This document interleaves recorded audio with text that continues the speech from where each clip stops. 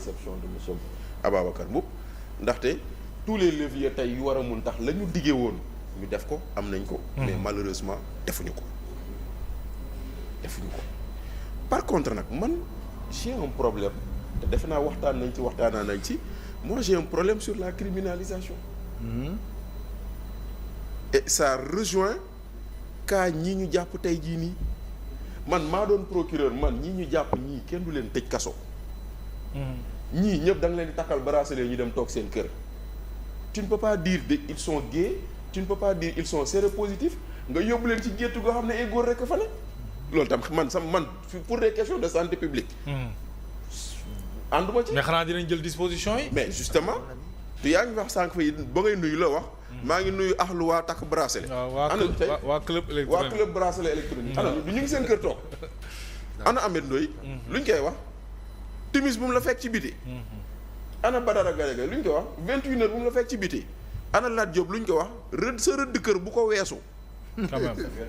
ana Samuel Sarr Almadi bul ko génn. lu tax parce que y a un bracelet électronique qui t'identifie xam fi nga nekk.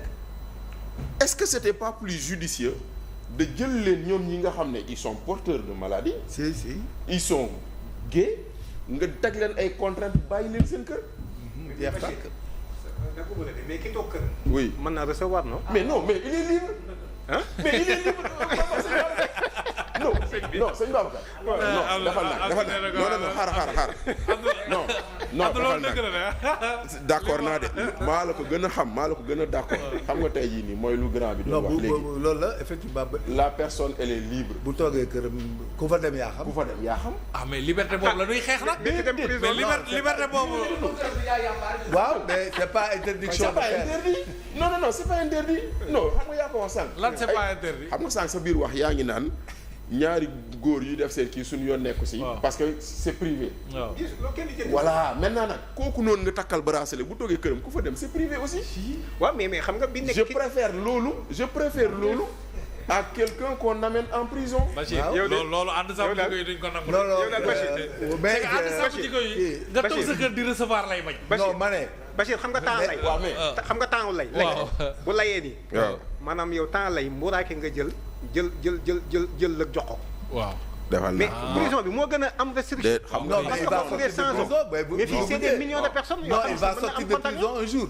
parce que il n'est pas puni à une peine perpétuelle. il va sortir. Et quand il sortira il aura le même comportement. voilà c'est-à-dire c'est la restriction de liberté. exactement. kese nga mën a def ak ñoom. kese mooy lan. interdit c'est-à-dire que c'est la même loi qui revient. le juge quand la personne sort. Bachir Bemituti nit ki boo ko libéré d'un problème quelconque de mœurs et autres. des fois il y a l'interdiction de séjour même nonobstant les histoires de guerre. un violeur da nga koy interdire des fois de séjour dans les zones où il est prédateur. oui mais du tee day génnaat beneen zone di fa def la même chose mais l'homosexuel c'est les infractions. il fait la récidive tu reviens tu ne peux gérer que la récidive. il fait un acte de contre nature nga tëj ko 2 ans 5 ans mu purger génn defaat la même chose nga door ko beneen 5 ans avec circonstance aggravante parce qu'il est la récidive. la récidive est une circonstance aggravante obligatoire. noonu ngay sëq ñoom vous savez tout ce que vous dites là est prévu par la loi. moo tax ñu indi dans la loi la récidive ce qu'on appelle la récidive. xam ngeen ko la récidive vous savez. voilà donc la récidive voilà donc ñun en tant que juriste wala nga nekk législateur wala juriste wala magistrat li nga mën ci nit ce qu'on appelle les infractions d'habitude xam nga infraction d'habitude. mooy genre li ngeen di wax nii mooy ay infraction boo xam ne sa habitude la yow ci nga koy defee léegi nag góor jigéen boobu ngay wax nii bu defee infraction bi acte de contre nature bi nga jàpp ko wala ñu condamné leen 2 ans 3 ans bu ñu génnee dañuy libre. léegi nag bu ñu libré yow nag les faits pour lesquels vous les aviez condamnés. mënoo ko citer jàpp léegi nag parfois lui tu lui diras monsieur mais il a une femme. et il a le droit de se marier. mais waaw oui là-bas tu lui dis d'utiliser d'aller se faire soigner par des antirétroviraux. mais tu lui demandes aussi de prendre des préservatifs. quand il y aura des relations. mais man moo tax man dama jàpp ni. loolu la loi bi prévoir. man dama jàpp ni takkal leen bracelet. ba tey moo gën. ba pare avec des contraintes. moo gën. parce que des restrictions le juge a la possibilité interdit de recevoir de la visite tey jii Pape Malick Ndour on lui interdit de sortir de chez lui. c'est une contrainte ou c'est une restriction imposée par le juge. ñu takkal leen bracelet ñu toog seen kër. benn bi mooy loolu beneen bi man j'ai eu un problème très franchement. oui quand on a parlé des statuts sérologiques de ces gens-là. parce que man dama jàpp ni nul n'a le droit de donner le statut sérologique de quelqu'un. nul n'a ce droit. les informations médicales. les informations médicales. docteur sax amul sañ-sañ. non pas personne c'est un délit. parce que moo tax dans le communiqué de la gendarmerie quand on parle des statuts sérologiques moi j'ai été peiné je pense que quelque part loolu waru mën a am. loolu lu ñu waroon mën a éviter la. beneen bi moo di ni tey jii nii dégg nañ mbokk Babacar bi. ci bi. Jamra déedéet Jamra. ak liste ñu ne dañu yor seen liste. 650 personnes. nañu tey. du ko génnee du ko mës a génnee. du ko mës a génnee si man. du ko mës a non du ko génnee du ko génnee. muy benn xam nga lu tax du ko génnee bu ko génnee tooñ. diffamation bi. voilà c'est la diffamation. beneen bi les associations Sénégal gii y a aucune association reconnue gay loolu ku ko wax day wax lu ko neex. Jamra am na bu mu publier. ma ne bu mu si punti publier association demal nga xool statut association boobu tu ne verras jamais association gay loolu laa lay wax man. très bien. voilà parce que voilà maintenant nag c'est-à-dire moo tax ñu war a tey.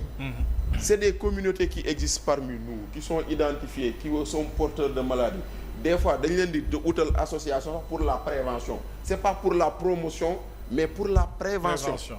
des atteintes de sida. voilà des parce que y a nag moo tax nag ñu war a tey voilà moo tax ñu war a tey. ci ay association yii. très bien ci bii lii et cetera. loolu noonu xuus moom. parce que yooyu noonu nañ ci tey ndaxte tey jii nii.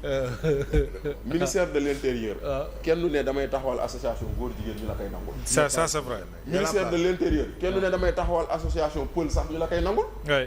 parce que c'est interdit par la Constitution. Par contre les gens peuvent créer des associations classiques comme daayira bi. les diabétiques non da nga def médical sax. il y a des diabétiques. l'association des diabétiques. oui ñi am cancer. oui ñi am les lépreux. oui voilà les gens qui ont syphilitique. oui mooy ñi nga xam ne dañoo am ndoxu siti. oui donc les gens qui ont des problèmes de sida xam nga sida bi. c'est pas les góor jigéen le sida. non existe au il Sénégal. est là. les gens qui ont immigré là. voilà c'est des associations de lutte contre le sida peut-être avec une forte concentration de communautés gays et cetera. moo tax man mooy loolu moo tax man daal franchement. waaw dañ ci war a jiital l'aspect santé publique. man pour man dans cette affaire là ñu jiital l'aspect santé publique. ñu xool comment identifier la possible chaîne de transmission entre ñoom ñëpp. cas communautaire bi quoi. cas communautaire bi ñu xool ko ñu circonscrire ko ñu avancer mais bu ñu waree jël lii nii parce que lii nii France la soxee koo egg ci Sénégal. ça aussi il est bon de le dire. très bien te waa France ils n'ont pas condamné l'homosexualité mais c'est la pédocriminalité.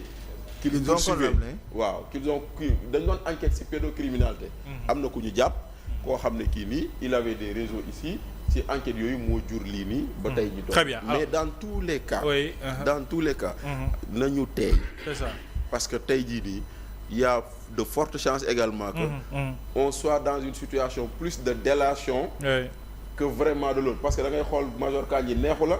nga ne ko moom góor ji nga ne ko moom ci la bokk. ah non loolu moom waaw mais tey jii am na ñuy def leen neex ci wàllu loolu y a beaucoup de gens qui sont en train di weddi di génn di weddi. waaw oui très bien alors Abdou Nguer sur la question ñu ngi nuyu Abdou Karim Xurum Xax waa collectif askan wi donc ñoom